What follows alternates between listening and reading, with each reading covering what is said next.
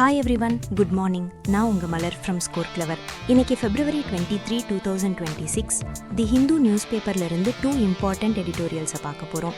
இந்த எடிட்டோரியலோட detailed break down and reading comprehension questions வேணும்னா எங்களோட எடிட்டோரியல் அனாலிசிஸ் வெப்சைட்டை விசிட் பண்ணுங்க.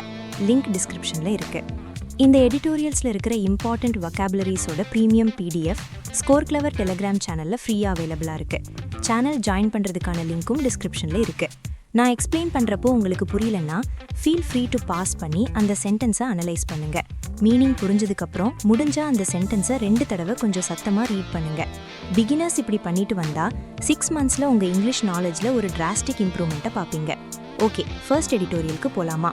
The title is Tariffs in Trouble on the US Supreme Court and Donald Trump. Tariffs in Trouble அப்படின்னா வரிகள் சிக்கலில் இருக்குன்னு அர்த்தம். US Supreme Court மற்றும் டொனால்ட் ட்ரம்பை பற்றி. The subtitle is The US Supreme Court has done well to circumscribe Donald Trump's presidential powers. US Supreme Court Donald ட்ரம்போட ஜனாதிபதி அதிகாரங்களை கட்டுப்படுத்துவதில் சிறப்பாக செயல்பட்டுள்ளது. Okay, let's dive into the editorial. In a major blow to a central pillar of US President Donald Trump's foreign policy, அமெரிக்க ஜனாதிபதி Donald ட்ரம்பின் வெளியுறவு கொள்கையின் ஒரு முக்கிய தூணுக்கு ஒரு பெரிய அடியாக the country's Supreme Court, SCOTUS, has ruled by a 6-3 margin. அந்த நாட்டின் உச்சநீதிமன்றம், அதாவது ஸ்கோட்டஸ், 6-3 என்ற வாக்கு வித்தியாசத்தில் தீர்ப்பளித்துள்ளது. That his use of the International Emergency Economic Powers Act to impose tariffs on numerous countries, அவர் பல நாடுகள் மீது வரிகளை விதிக்க இன்டர்நேஷனல் எமர்ஜென்சி எக்கனாமிக் பவர்ஸ் ஆக்டை பயன்படுத்தியது, is not in accordance with law and must be struck down. சட்டத்திற்கு உட்பட்டது அல்ல, அதை ரத்து செய்ய வேண்டும் என்று தீர்ப்பு வழங்கியுள்ளது. With Chief Justice John Roberts and 2 other conservative justices appointed by Mr. Trump, தலைமை நீதிபதி ஜான் ராபர்ட்ஸ் மற்றும் திரு ட்ரம்ப் அவர்களால் நியமிக்கப்பட்ட மற்ற 2 கன்சர்வேட்டிவ் நீதிபதிகள், siding with the 3 liberal justices on the subject, இந்த விஷயத்தில் 3 லிபரல் நீதிபதிகளுடன் இணைந்து, the court ruled that Mr. Trump's assertion of extraordinary power to unilaterally impose tariffs of unlimited amount, duration and scope, court என்ன தீர்ப்பு சொல்லியிருக்காங்கன்னா, திரு Trump தனக்கு வரம்பற்ற அளவு, காலம் மற்றும் நோக்கத்துடன் தன்னிச்சையாக வரிகளை விதிக்க அசாதாரண அதிகாரம் இருக்குன்னு சொல்றது. இங்க யூனிலாட்ரலி என்ற வார்த்தை வருது. யூனிலாட்ரலினா தன்னிச்சையாக, யானி மத்தவங்க சம்மதம் இல்லாம தனியாவே ஒரு முடிவை எடுக்கிறது. Is contravened by the absence of clear congressional authorization to exercise it. அதை பயன்படுத்துவதற்கு தெளிவான காங்கிரஸ் அங்கீகாரம் இல்லாததால் சட்டத்தை மீறுவதாக இருக்கு. contravened என்ற வார்த்தைக்கு அர்த்தம் மீறப்பட்டது ஆர் சட்டத்திற்கு புறம்பாக செய்யப்பட்டது. It also observed that the IEEPA contained no reference to tariffs or duties, மேலும் IEEPAவில் வரிகள் அல்லது டியூட்டிஸ் பற்றிய எந்த குறிப்பும் இல்லை என்றும் நீதிமன்றம் குறிப்பிட்டது. And that the executive had not identified any statute that used the word regulate to authorize taxation. மேலும் வரி விதிப்புக்கு அதிகாரமளிக்க ரெகுலேட் என்ற வார்த்தையை பயன்படுத்தும் எந்த ஒரு சட்டத்தையும் எக்ஸிக்யூட்டிவ், அதாவது அரசாங்கம் அடையாளம் காட்டவில்லை என்றும் கூறியது. Arguing that until now, no president has read IEEPA to confer such power, இதுவரை எந்த ஜனாதிபதியும் IEEPAவுக்கு இத்தகைய அதிகாரத்தை வழங்குவதாக படிக்கவில்லை என்று வாதிட்டு, இங்க கன்ஃபர்னு ஒரு வேர்டு இருக்கு. கன்ஃபர்னா வழங்குவது or to grant something. The SCOTUS concluded that all the evidence available and its reading of the statutes implied that கிடைத்த எல்லா ஆதாரங்களும் மற்றும் சட்டங்களின் வாசிப்பும் என்ன குறிக்குதுன்னா, the court believed that IEEPA does not authorize the president to impose tariffs. Court IEEPA ஜனாதிபதிக்கு வரிகளை விதிக்க அதிகாரம் அளிக்கவில்லை என்று நம்புவதாக ஸ்கோட்டஸ் முடிவு செய்தது. Unsurprisingly, Mr. Trump reacted angrily on social media. எதிர்பார்த்தபடியே திரு ட்ரம்ப் சமூக ஊடகங்களில் கோபமாக பிரதிகரித்தார். Posting that he would be raising his global tariff rate to 15%, தனது உலகளாவிய வரி விகிதத்தை 15% உயர்த்துவதாக பதிவிட்டுள்ளார்.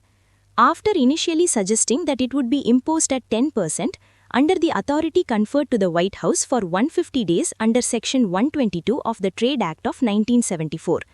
1974 ஆண்டின் வர்த்தக சட்டத்தின் பிரிவு 122 கீழ் வெள்ளை மாளிகைக்கு 150 நாட்களுக்கு வழங்கப்பட்ட அதிகாரத்தின் கீழ் tariffs imposed under laws other than IEEPA, IEEPA தவிர மற்ற சட்டங்களின் கீழ் விதிக்கப்பட்ட வரிகள்.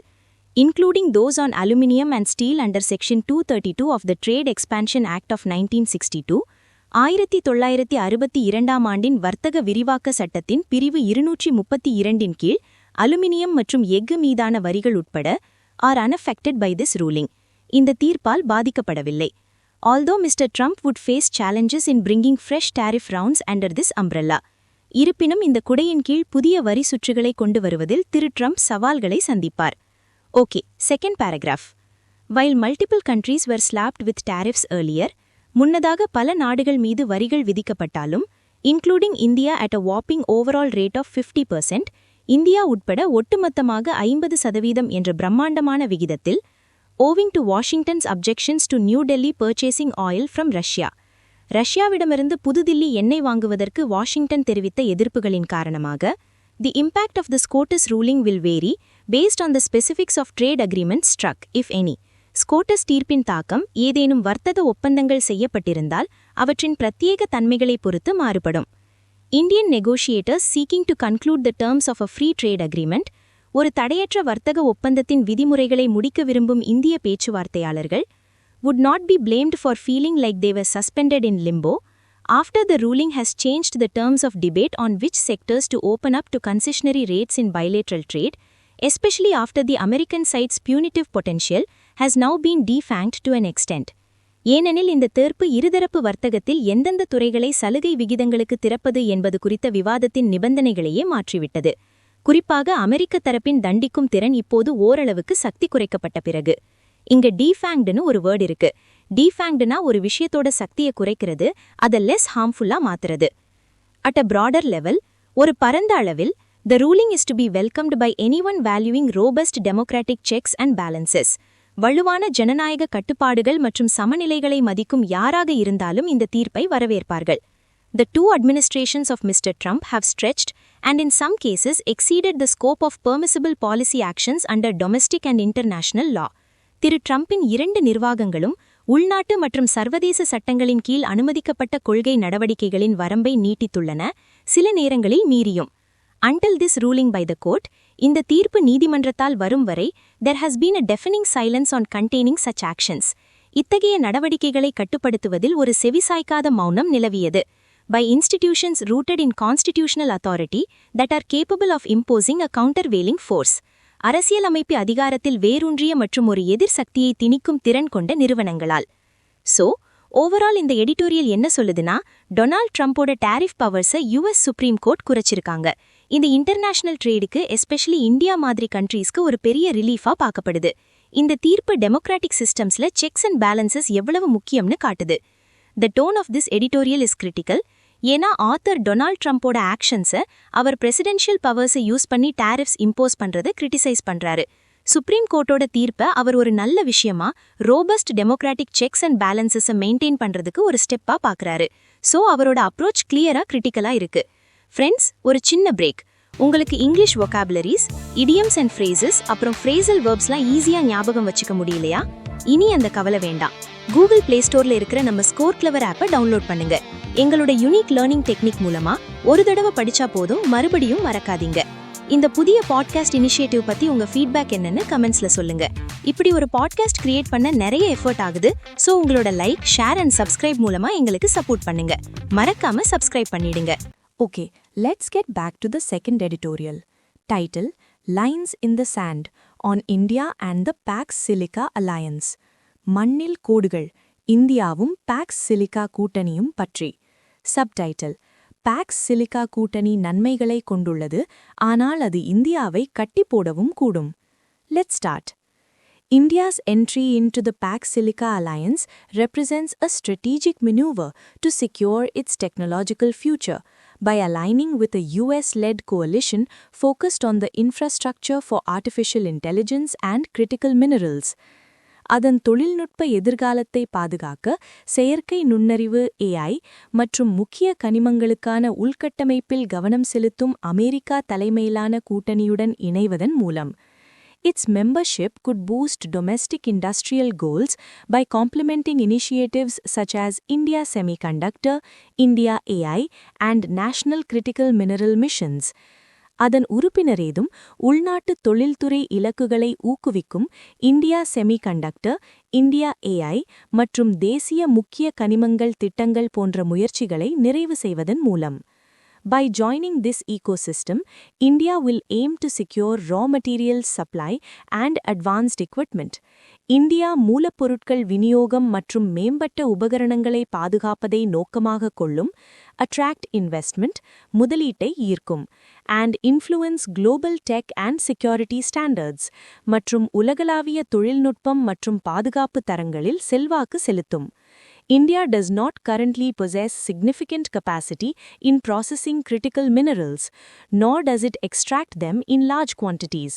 That said, for the rest of the world, including the Pax Silica group, the more important implication is in India's potential to shift the center of gravity for global manufacturing and consumption.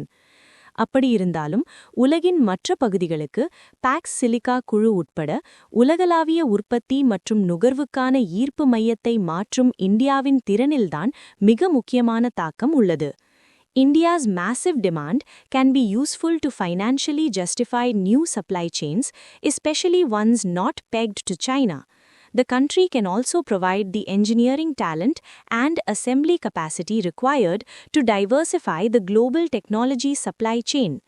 இந்தியாவின் மிகப்பெரிய தேவை புதிய விநியோகச் சங்கிலிகளை நிதிரீதியாக நியாயப்படுத்த பயனுள்ளதாக இருக்கும், குறிப்பாக சீனாவுடன் இணைக்கப்படாதவை. மேலும் நாடு தேவையான பொறியியல் திறமையையும் மற்றும் அசெம்பிளி திறனையும் வழங்க முடியும் உலகளாவிய தொழில்நுட்ப விநியோகச் சங்கிலியை பன்முகப்படுத்த.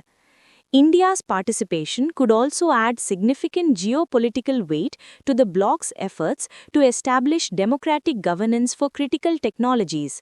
முக்கியமான தொழில்நுட்பங்களுக்கு ஜனநாயக நிர்வாகத்தை நிறுவ, rendering the coalition standards more viable. கூட்டணியின் தரநிலைகளை மேலும் சாத்தியமானதாக ஆக்குகிறது.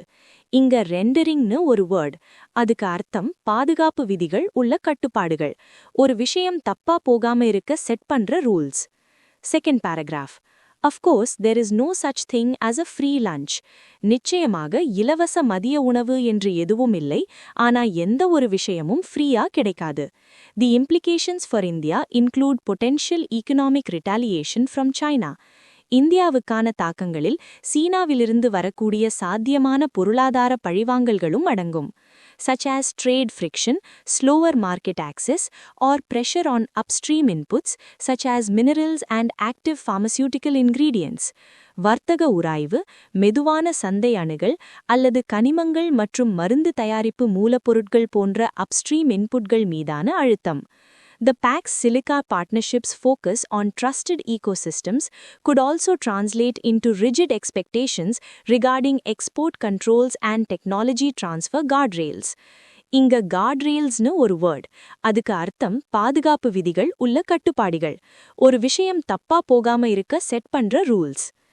Which could clash with India's preference for not locking itself into alliances, but instead pursuing what External Affairs Minister S. Jaishankar has called issue-based alignments. இது எந்த ஒரு கூட்டணியிலும் தன்னை கட்டி போட்டுக்கொள்ள விரும்பாத இந்தியாவின் விருப்பத்துடன் மோதக்கூடும், அதற்கு பதிலாக வெளியுறவு அமைச்சர் S. ஜெயசங்கர் பிரச்சனை அடிப்படையிலான கூட்டணிகள் என்று அழைத்ததை பின்பற்றுவது. The government could open itself up to more criticism at home, particularly if the US-led bloc also begins to shape India's domestic AI rules in ways that look externally driven. மேலும் America தலைமையிலான கூட்டணி இந்தியாவின் உள்நாட்டு AI விதிகளை வெளிப்புறமாக இயக்கப்படுவது போல் வடிவமைக்கத் தொடங்கினால் அரசாங்கம் உள்நாட்டில் அதிக விமர்சனங்களுக்கு தன்னை ஆளாக்கிக் கொள்ளும். Smaller Indian firms attempting to join global value chains could also face significant financial burdens and longer timelines due to stricter security audit requirements.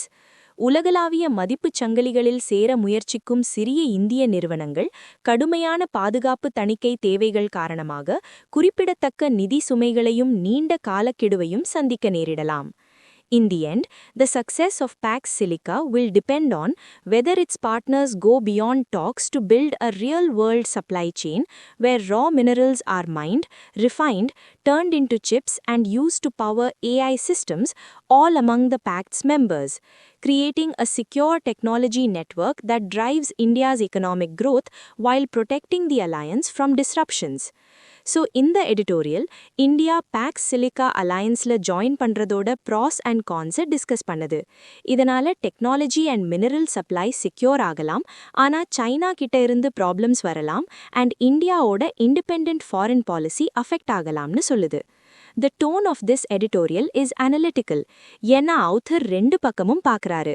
அலையன்ஸ்ல join பண்றதால இந்தியாக்கு என்ன பெனிஃபிட்ஸ், அதே சமயம் என்ன ரிஸ்க்ஸ் அண்ட் சேலஞ்சஸ் இருக்குன்னு பேலன்ஸ் பண்ணி எவாலுவேட் பண்றாரு. அவர் ஒரு side மட்டும் support பண்ணாம இந்த ஸ்ட்ராட்டஜிக் மூவோட ஃபுல் பிக்சரை அனலைஸ் பண்றாரு. That's all for today's analysis, friends. இன்னைக்கு எடிட்டோரியல்ஸ்ல இருந்து நிறைய நியூ வேர்ட்ஸ் கத்துட்டு இருப்பீங்கன்னு நம்புறேன். மறக்காம இந்த எடிட்டோரியல் vocabularies வச்சு நடக்கிற நம்ம எடிட்டோரியல் vocabulary லீக்ல கலந்துக்கோங்க. இது எடிட்டோரியல் vocabularyயோட IPL மாதிரி. டெய்லி கரெக்டா 7 PM-க்கு நம்ம டெலிகிராம் சேனல்ல லைவ் குவிஸ் நடக்கும். மந்த்லி லீக்ஸ், ஸ்கோர்ஸ், ரிவார்ட்ஸ்னு செம்ம எக்ஸைட்டிங்கா இருக்கும். இன்னைக்கே ஜாயின் பண்ணி உங்க vocabulary பவரை டெஸ்ட் பண்ணுங்க. ஜாயினிங் லிங்க் டிஸ்கிரிப்ஷன்ல இருக்கு. நாளைக்கு சந்திப்போம். Take care. Bye bye.